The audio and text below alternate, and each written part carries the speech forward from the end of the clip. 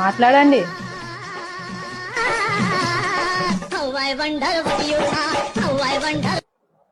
Hello hello, ఎవరు? ఎప్పుడు phone చేసినా ఎవరు ఎవరు అని అంటావేంటి? నేను రోజాని. రోజా, చెప్పు.